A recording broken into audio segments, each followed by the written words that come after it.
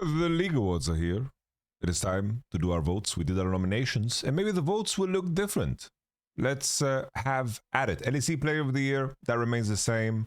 I think in terms of the main person who was the most consistent and played the highest level of League of Legends, in my mind, and who is the most deserving of this award, because I think that he was a big part of the success. And even during times that were tough, I think that he kept performing up until the last specified that he played against Oscarini Panini, which is funny to some degree.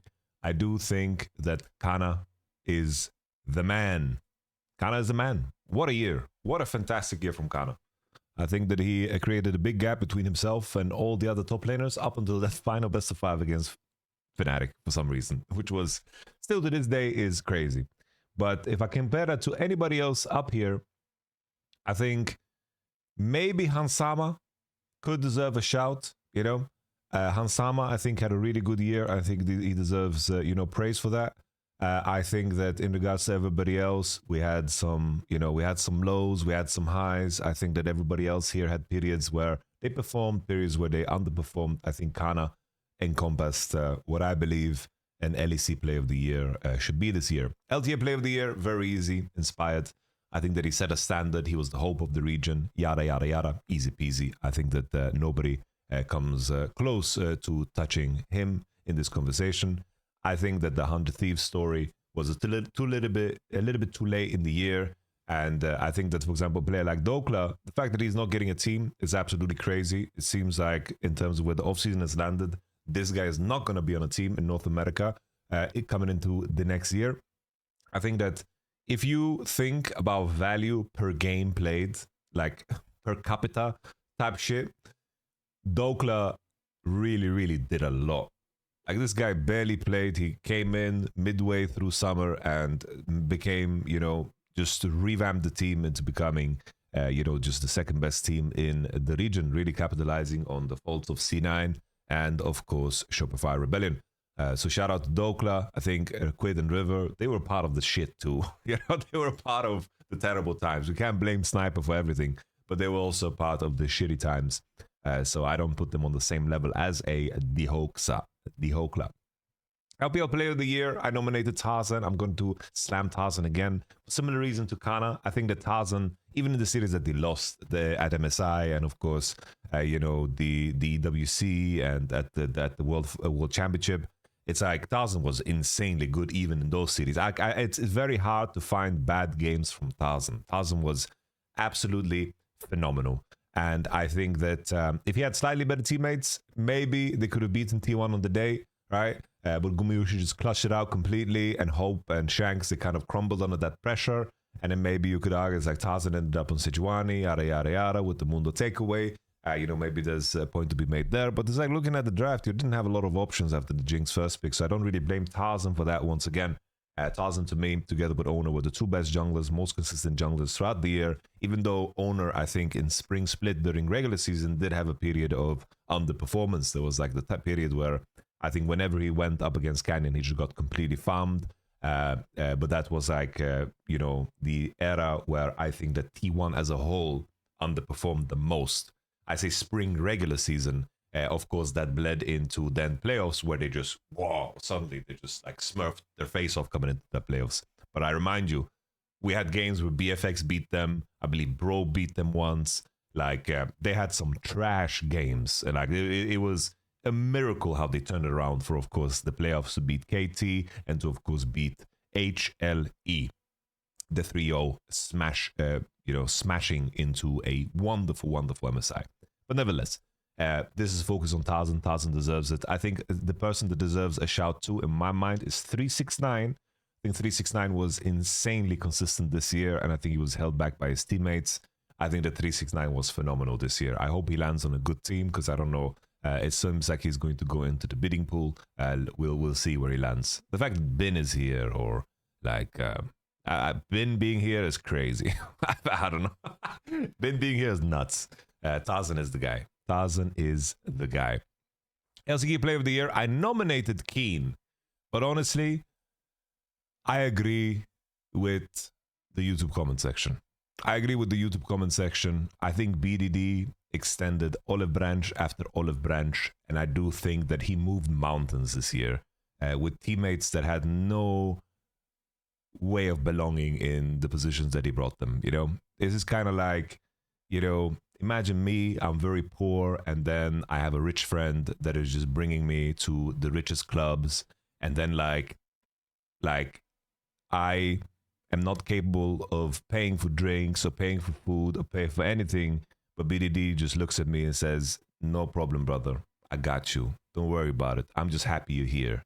And that's the dynamic of BDD's life, is that even though from outside we're like, "Oh my lord, BDD, someone have mercy on his soul, free him, put him on HLE, LPL, buy him out, something." Somehow, like a samurai, he just has this inner peace and just keeps performing. And I think that for that reason, LCK Player of the Year, BDD. I think that Genji, you know, the other one, if there was someone from Genji, I think it would be Keen. I think if there was someone from HLE, it would be Viper. If there was someone from, of course, T1, I think that Owner would be that guy. And I think that kind of encompasses everything. But I think that BDD, in those names, performed like the best mid laner in the world at very crucial moments in time. And he just extended a hand until Peter's baby fingers could grasp it, you know, and bring him, you know, further. LCP Player of the Year. So we've got, like, for me, it's just Honkyu, straight up. I think that, you know, in terms of everybody else, you know, Junjia and so forth, I do think that Honkyu, maybe it's also correlated to competition, but I do think that he just stomped the region in mid lane. There is a problem that there's no like great Vietnamese mid laners, which is a little bit of a problem. But Honkyu had a fantastic year, played super well. I think that Doggo deserves a shout too, because I do think that he was the standout at the international performances. But I have a clear memory of like the Honkyu regional games where he just popped off completely. And that leads us into Play of the Year. And Play of the Year, you know, in terms of how you view this, right? You can make arguments for someone like Gumayusi winning it. And that might sound weird for people that know me. I just wanted to give you guys each side of the coin, because in terms of what is like a Player of the Year, it's like, is it the storyline that they created, right? Is it a storyline? Is it by play metrics? What metric? When someone mentions Play of the Year, what does that mean to you, right? For me, always, I've been a person that I care about the performance. I care about the level of play and the consistency throughout the year. That's the most important thing for me. And that's the metrics that I go by. If you buy into specific stories in terms of like how Gumayusi got benched and then overcame, and after looking very shaky and bad and going through all this hardship that he did, to then rise like a phoenix through the ashes to be the MVP of a world finals and winning the championship to then leave, that storyline I think is insanely powerful. But following the logic from before, I do think that BDD is just a Player of the Year. I think if you're the LCK Player of the Year, my metrics apply on Player of the Year too. I think LCK was the most competitive. I think that LCK was the toughest one to beat. I think that Keen, Gumayusi, you know, you can put Owner here too, you know, in terms of just being like the most consistent piece, in my opinion, on T1 this year. I think Tarzan, Owner, like in terms of who, like if we look at the teams that were the most represented in, of course, the battles for, you know, trophies at all, it would be, of course, Owner, it would be Tarzan, it would be Keen. Like, I'm just mentioning the guys that stood out the most within their team out of that top 5 pool, right? So BDD is going to be my guy by the metrics of LCK, but I can see arguments for the different ones. And this we already talked about, Team of the Year. I do think it's important to highlight, because I do think sometimes the conversation kind of drowns that out, where I think that for me, Team of the Year is the one that was the best for the longest period. That's my metric. If your metric is something else, that's fine. I don't think this award is necessarily, whoever wins Worlds is the team of the year. But I think it's also important to highlight that T1 being second at MSI is still, something. It's still something. And them being second at MSI, them being second place in spring, them being like the second best for probably the longest time in this year, I still think that means something. So I don't think it's as easy to say just like T1 don't deserve it on the basis on them just winning Worlds. KC, G2, Hanwha Life, these guys have no business being here. FlyQuest, Koi, all pranks, right? FlyQuest prank, G2 prank, HLE prank, KC prank, Movistar Koi prank. AL is a little bit commendable, right? Because of what the expectations were coming into the year. I think CFO did a great job of putting the region on the map, which is something that is very difficult to overcome. And I think that they deserve, a lot of praise for that, in my opinion. CFO, like they just put, the LCP back on the map in a beautiful way. KC, like they if it was only win to split, then yeah, maybe, but it's not enough. It's not enough. You didn't even go to Worlds, KC. And then the rest of the gang, I think it's like CFO, Genji, KT, T1, AL. These are the ones that I think you can argue for. But for my personal choice, for me, Team of the Year is like, who is the most dominant throughout the year? And that to me was Genji. I think that Genji, there was never a moment where, like if you looked from the moment spring ended, when they went 18-0, like when they went 18-0, like even during the split when they went 9-0, Genji was the team to beat. They were always the team to beat. They were the favorite to win the World Championship all the way until they lost against KT. And that was a massive period. That was straight up like 7 months. And that to me matters. That really, really matters. I think this Genji is different from the previous one because I think that as an outlier in terms of how good they were, I think that there is very few teams that come close in terms of how big of a gap it was in terms of, who should win the World Championship. Because I do think that everybody else had so unique hardships because of the added chaos of course, Fearless. But if you're going to tell me, Yamato, the way they choked in that final just fucking breaks me. I can see that angle. I can see that. I'm giving my metrics. I'm giving my metrics. Rookie of the Year. So we have Khalis Criminal. I think that his winter split was really good. His summer split was also solid. His spring was kind of lackluster in my opinion. But it was like okay, like lackluster in the sense that he didn't play as good as he did in winter. It was still like damn good. Vladi had the drop off. I think that KC's story kind of puts Khalis and Vladi in a light where I don't think they can compete with the other homies. Diable, considering we had so little international performances, and I think that the tournament they played internationally was so unserious because it was online and teams didn't scrim and teams didn't practice. It was very strange. C9 also collapsed harder than KC did. So I think that Skumond and Honkyu are the two ones that I'm going to decide between. People mentioned like a player like Duro. I thought that Duro would fall in the same category as Vladi because like if Vladi is here, why wouldn't Duro be here? So it's kind of weird. If Duro could be nominated, he should be Rookie of the Year.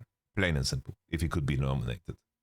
I thought that Vladi and Duro are being stopped here by the same criteria, but between Honkyu and Skumond, I think you can make arguments for both. I think that Skumond grew a lot and pushed became a very important part of his team.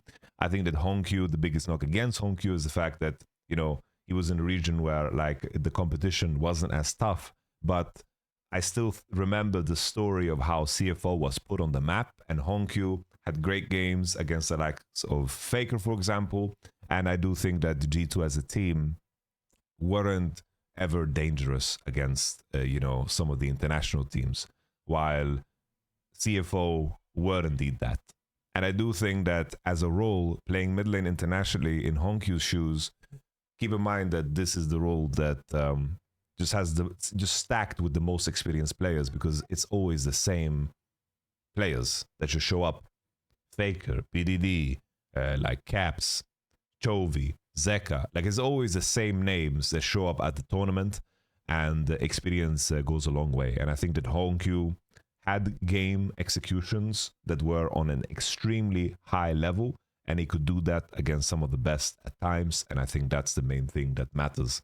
While D2's story, very commendable. Skumon, super talent.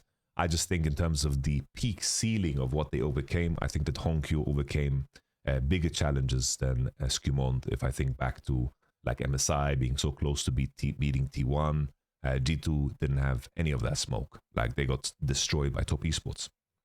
Esports Creator of the Year.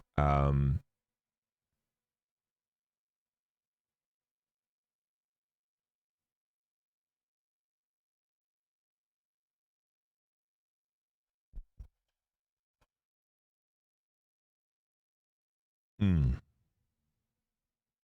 Mm. Mm. Am I allowed to vote myself? Rock and roll, man. Community Creator of the Year.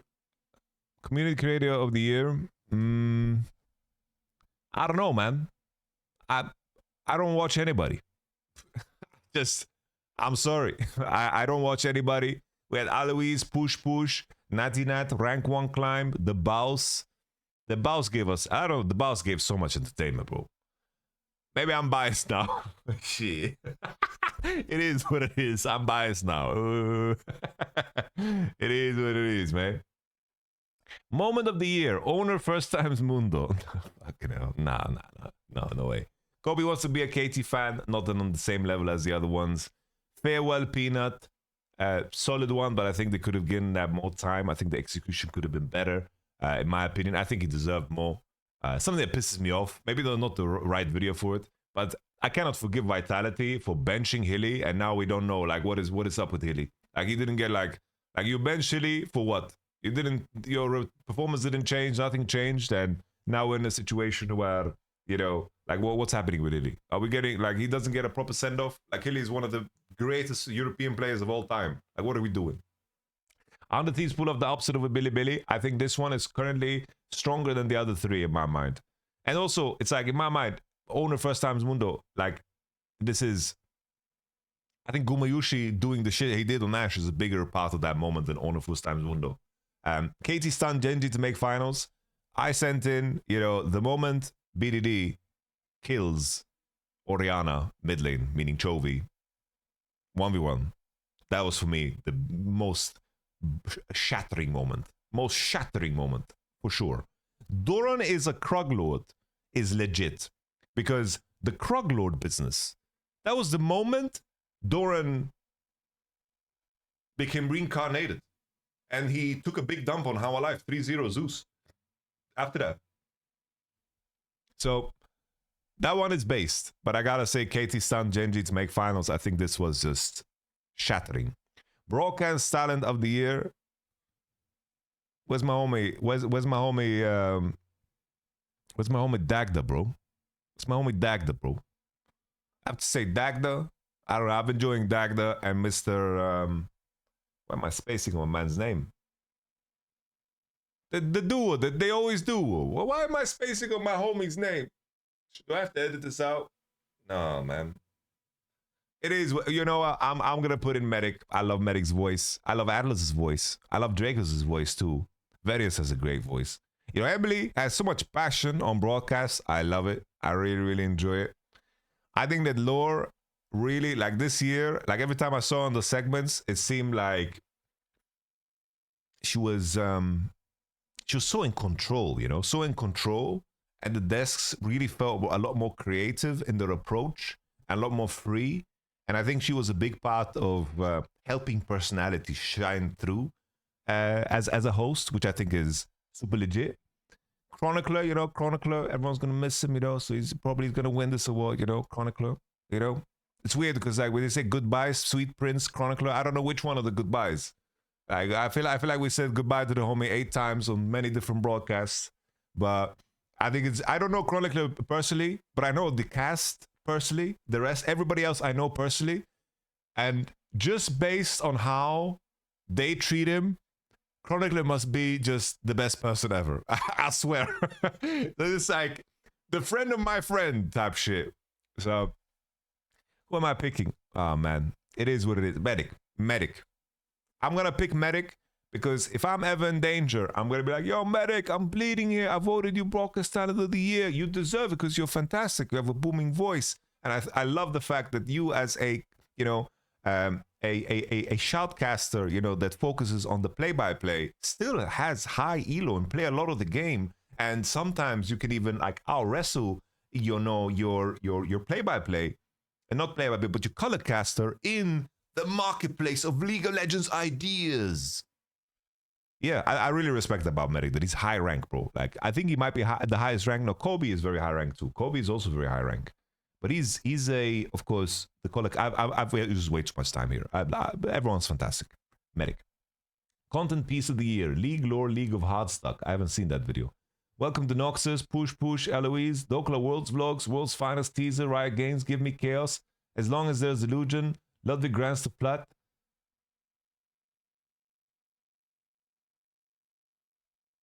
I don't know, bro. I don't really care, man. All right. Play of the year. Guma glides on Ash. KT, let's play it. Play. Only 40 seconds left on this barrier. He goes in and he tries to seal. Allahu Akbar. It is lagging. So would give. Oh my! Is this my computer? Is this my computer? Kato, I need a new PC, bro. Look at me. I need a new computer. Boost your Bard and Barris' G2. As you say, it does cost them one flash now. Boost. Oh, I remember this. Nah. Oh, let me see the Chovy Shockwave finds him. Oh, this one is crazy. This one's nasty. Bomba clotted. Carry as a Wolf is a good one too. Honestly, for me, Guma glides on Ash. Submit votes. These two, I don't know. There we go. Thank you for voting. Fireworks. Woohoo! All right. Let me know what you guys think in the comments below. Some of these, of course, are subjective. Some are not. It's going to be a fun time. Hopefully, I'll be there in person. We'll see. It's all very exciting. I love all of you. If you made it to the end of the video, it just means that you are gangster. And now you are basically spending time in a very unique club. So let's like think of a sign. You know, let's think of a sign. If you made it till this video, like we're gonna have, you know, we're gonna do, you know, a little Albania better, a little butterfly. Just do a butterfly emoji in your comment if you made it to this part of the video, and I'll know you're in the club. I know you're in the club, yeah. I'll know you're in the club, the best club, the secret club, yeah.